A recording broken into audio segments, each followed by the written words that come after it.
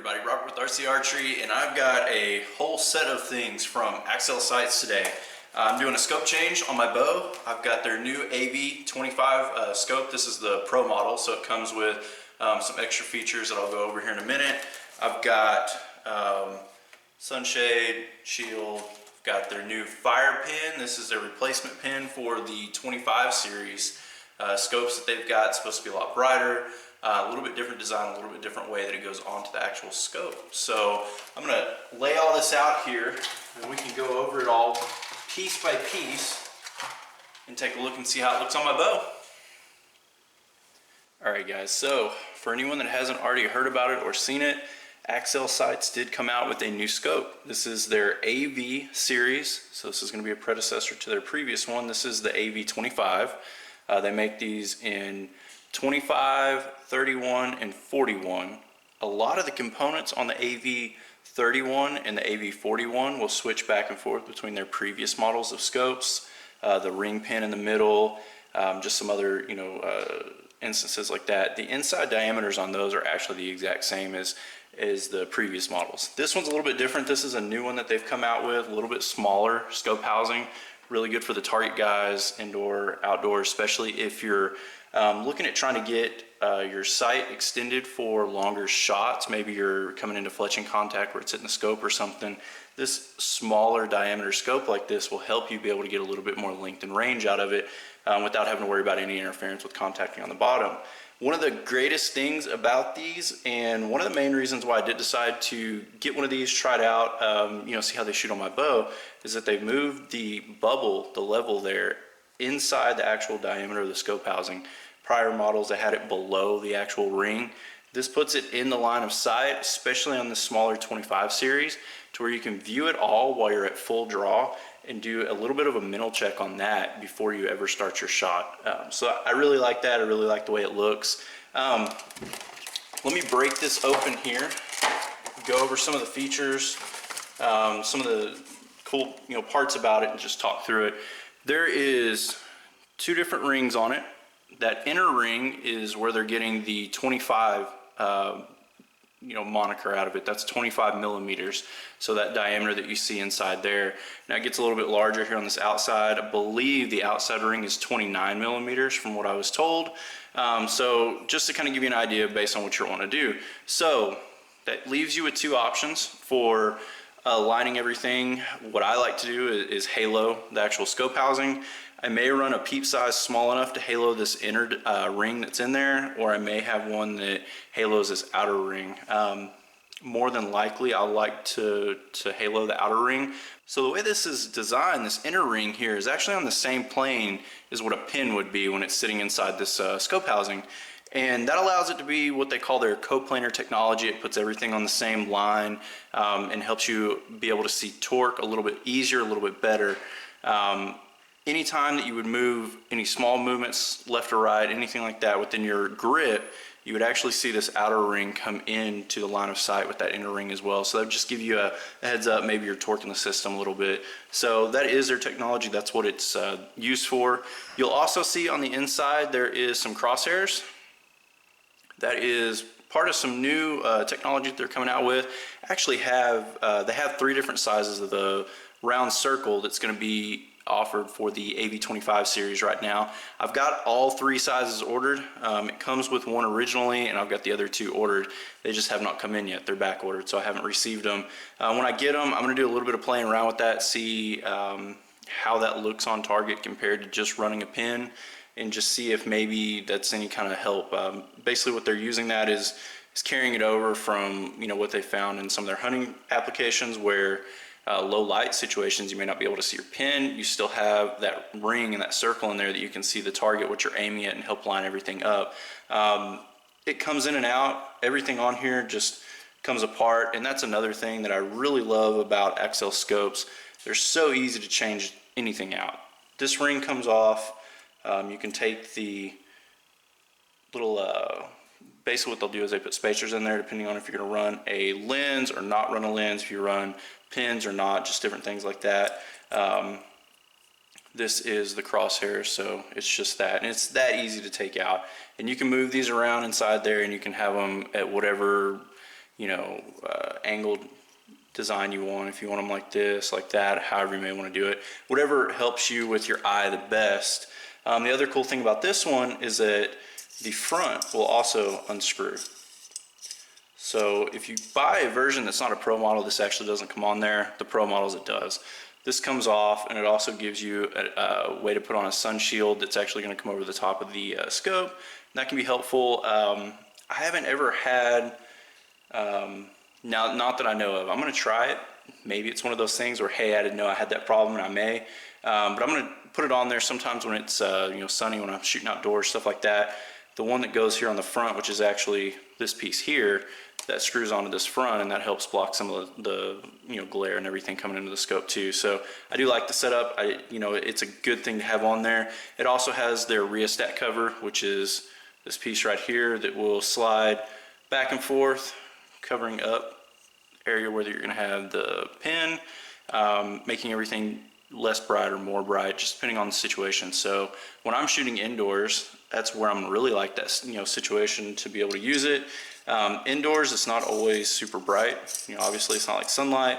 So being able to have this on there and being able to turn it back and forth like that, that's going to help me be able to dim my pin down a little bit so it's not overpowering what I'm seeing on the target, and it's just a little bit better view for your eyes and your sight and everything. I'm going to go ahead and get the pin system set out and talk you through that. It's going to be a completely different mounting system than what they have on their other sizes of scopes. And again, it is their brand new fire pin. All right, so this is actually their new fire pin setup. So on any of the other scope models you get from Axcel, they're going to have a ring that just sits inside the scope, the housing portion, and that's what's going to in-house all the fiber, the pin, and everything.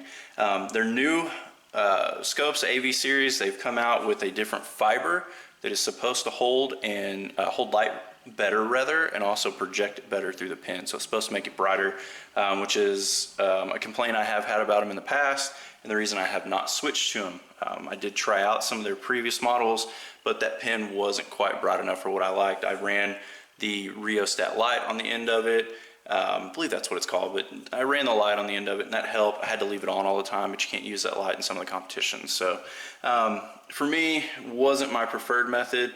Now this is going to be very similar to what I have on the scope that I'm using right now. This is a Sherlock scope, and it's going to be basically the same principle. It's going to have the tubing running around the outside with the fiber, and this is super bright. I love the pin setup on this. Like I said, sometimes it can be overpowering indoors, so I am excited to try out their rheostat cover, but this will be how it works. Now, I am undecided on what I'm going to do with it for sure. The way these mount on here, once you put the pin itself mounts into the scope, and I'll show you all together later, and then you route the tubing around the scope housing. So there's some little indentions that you see here, and that's where that tubing actually sits down in place on those. It has enough room to keep all of this on there. I have tested it out, so I wrap it twice, all that stays, and for now I'm going to leave it that way. It looks a little less clean and kind of hokey, but if it works good, then I'm all for it. If not, I will probably cut it down and run it similar to the way that I have this, where it's just that one wrap all the way around and leave it out on top and keep it that way. It just depends on how bright it is, depends on what I'm getting with it. I'm gonna go ahead and put that together really quick so you can see what it looks like and how it all goes together with the new screw that they have in place. I'll let you see it.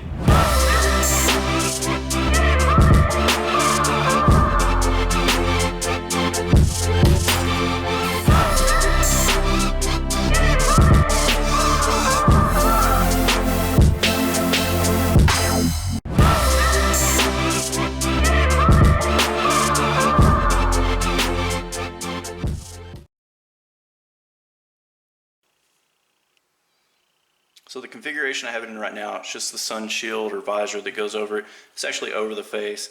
I left this loose right here. I just wanted to talk about it for a second. You can actually position this any way you want it. So if the sun's coming from different angles, you can move that around and you can make it however you need it. And then once you have it in there, you just tighten that down in place. With the pin and everything on here, like I was saying before, I was really impressed with this part. The pin actually doesn't have anything to seat into on the bottom here. There's a hole, and it's the general shape of the bottom of the pin, but it doesn't snap into place and then get held by the screw. So I was wondering how that was going to work. When I was tightening the screw, it actually self-centered itself. So it self-put itself right where it was needing to go. I was pretty impressed by that. I looked at it, I moved it around, I was trying to make sure everything looked right to me, but it's right in there. It seems to be pretty bright, actually. The configuration that I have in right now, the rheostat cover is over it, so it's blocking the direct light from the top of my shop light here. It does still have the fiber running around it, and I mean, it's still out there. And like I said, I'm gonna trim that down. Even if I run it completely like this, I'll still trim it and I'll make it look better eventually. But I wanna try it right now to see what it looks like. But here's side by side. You can kind of get an idea. These are both 19 pins, and we'll see how well. I'll try to angle everything. I'm looking at it all backwards, guys. Sorry about that. But you can kind of see brightness wise, I mean, it's pretty similar even with it cut down. This one is a little dimmer than what my Sherlock is, so working like it's supposed to. I'm gonna go ahead and move this around. Wow, I can actually see a big difference there. So you can see it top to bottom here. It's a pretty good little difference. This one's every bit as bright, if not brighter. It's brighter now that I'm moving, so it's pretty good indicator there to be able to show you. I'm going to try to get this to where you can see it and it'll pick it up on camera well. So I'm going to move the rheostat cover and cover it up. So that's with it fully covered. You might be able to see better here the difference. Then I'm going to start to open it up here.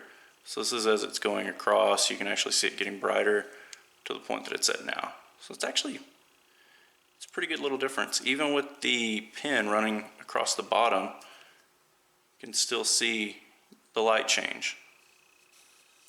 Pretty impressed with that. I like that setup. I am going to, like I said, go ahead and install the sun shield that they have for the front of it too. Not exactly sure what it's called. I'm going blank here, but let me look at it.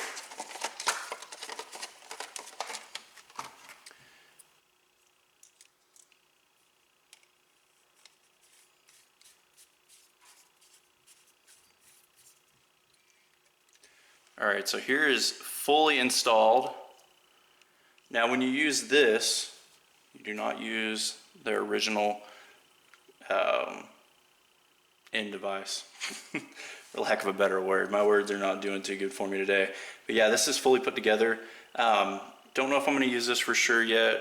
I'll probably take it off for now. And I'll probably just take this off for now too. I want to test it against this back to back so I can see similar what I like and would dislike about them, get a good idea on it. I'm going to be indoor shooting right now, so this isn't going to be as big of a deal. I don't run a lens, so I don't run into any glares necessarily. What I've noticed the most not having anything up here was that sun would come in from the front or from the angle and it would change my left and rights. So that is a big one for me. I actually made a sun shade for my Sherlock's scope here that I could use because I was having that problem. Overall, I'm extremely impressed with the new with the new scope rather. It's very well made. I love Axcel's scopes because they're so easy to change anything out on because of their system they have where you unscrew things on. I'm gonna get this put on my bow. I'm gonna start shooting with it and just see how things work with it, and I'll give you a follow-up from there.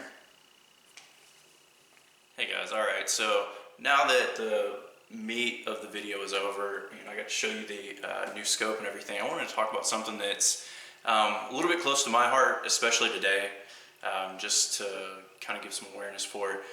Today is actually the 12th year anniversary of the day that my father passed away.